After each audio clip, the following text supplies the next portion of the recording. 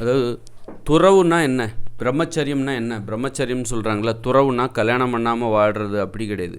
துறவுனா இந்த ஆசைகளிலிருந்து விடுபடுவது. என்ன ஆசைன்னா, சாப்பிட்ணுங்கிறது ஒரு ஆசை, அப்புறம் வந்து உடலுறவு வச்சுக்கணும், காமம் என்பது ஒரு ஆசை, பேசணுங்கிறது ஒரு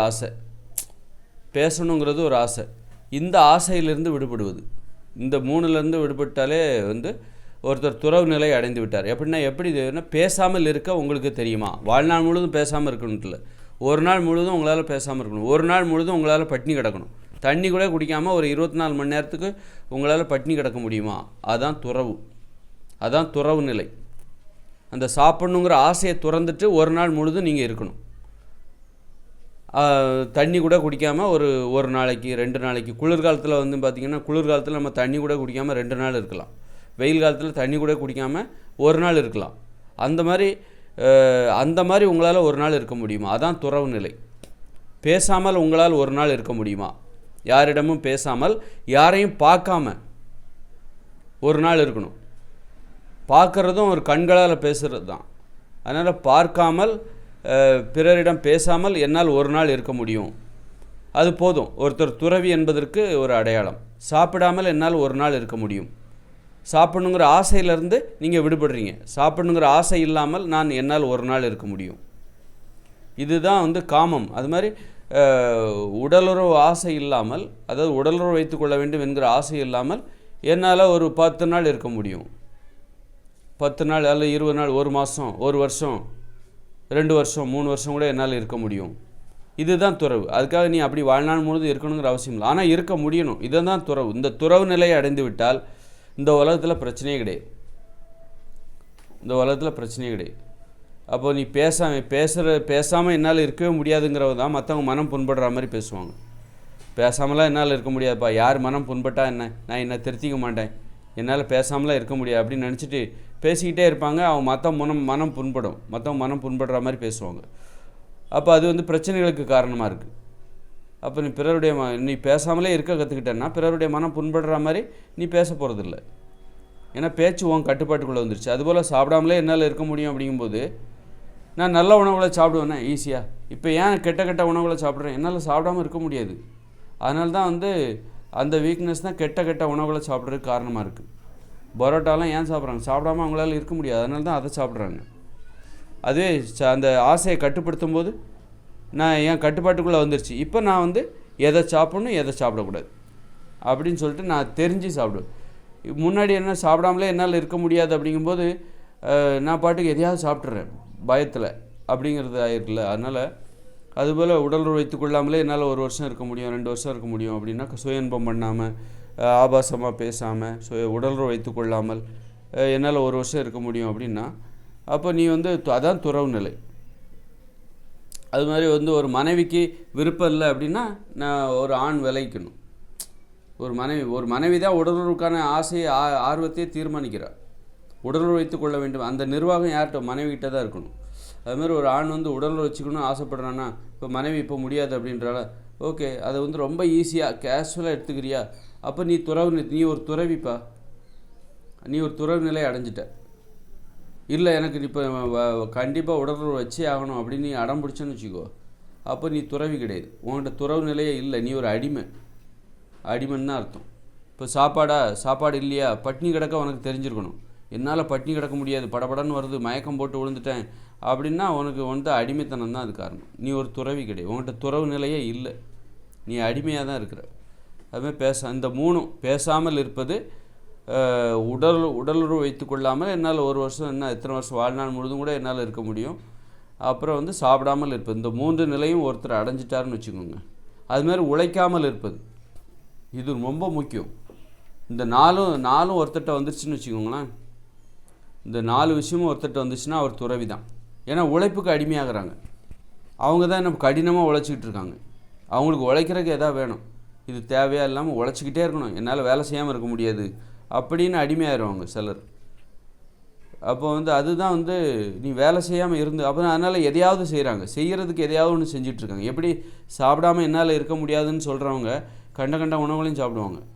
என்னால் பட்னியாக கிடக்க முடியுங்கிறவங்க தான் நல்ல உணவுகளை சாப்பிடுவாங்க. அதுபோல் என்னால் உழைக்காமல் இருக்க முடியும்? ஒரு நாள் என்ன, 2 நாள் என்ன?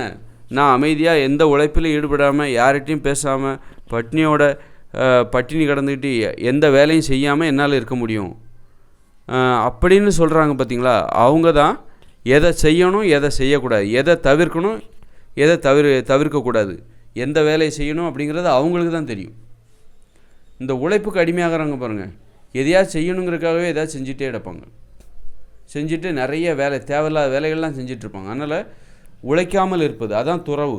சாப்பிடாமல் இருப்பது, உடலுறவு வைத்து கொள்ளாமல் இருப்பது, பேசாமல் இருப்பது, இந்த 4ஐயும் ஒன்றால் முடியுமா அப்படின்னா அவங்க தான் துறவி.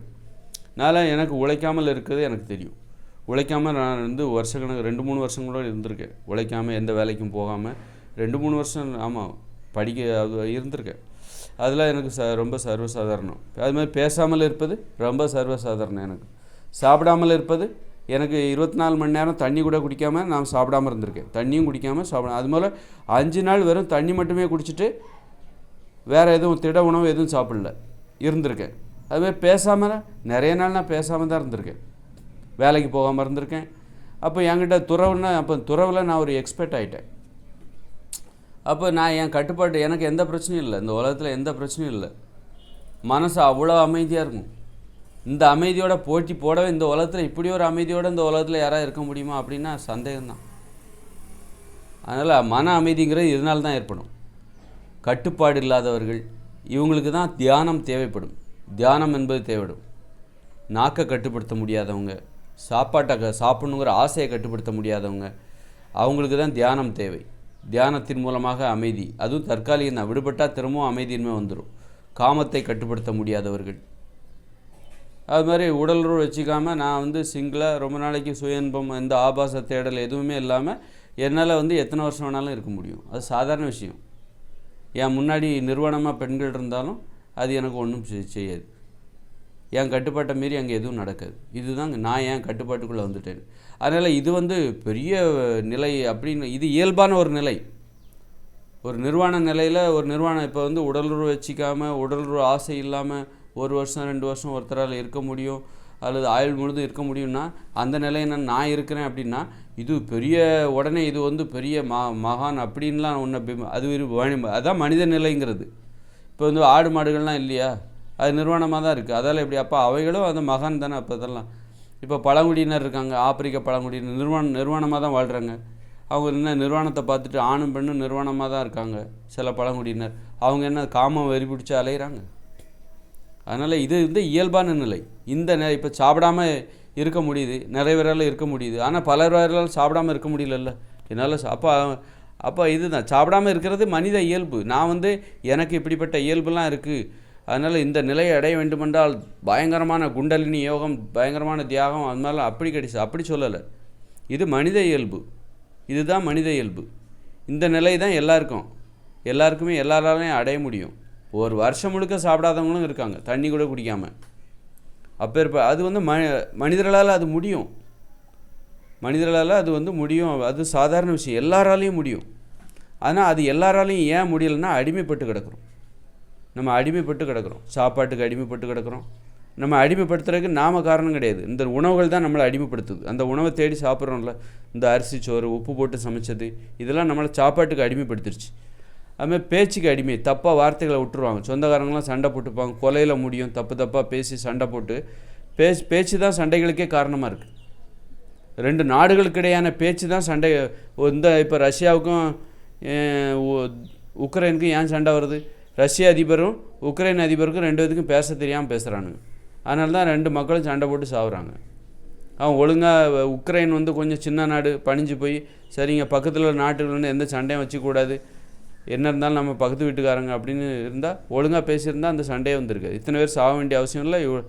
பாருங்க, பேச தெரிலன்னு தான் அர்த்தம். அவனுக்கு பேச தெரில. தன்னை விட வலிமையானவங்ககிட்ட நாம் பகைச்சிக்கக்கூடாது. அவங்களோட கேரக்டர் தெரிஞ்சு பகைச்சிக்கவும் வேண்டாம், பெரிய உறவும் வச்சுக்க வேண்டாம். அந்த ரஷ்யாவுக்கு அச்சுறுத்தல் ஏற்படுற மாதிரியான வேலைகளில் நாம் ஈடுபடக்கூடாது. எங்கேயோ இருக்கிறவன்கிட்ட போய் நம்ம கூட்டு சேர்ந்துக்கிட்டு பக்கத்தில் இருக்கிற நாட்டுக்கிறவன்ட்ட பகைச்சிக்கிட்டு நாளைக்கு சாவுறது யார் சாவுறா? நீ தானே சாவுற.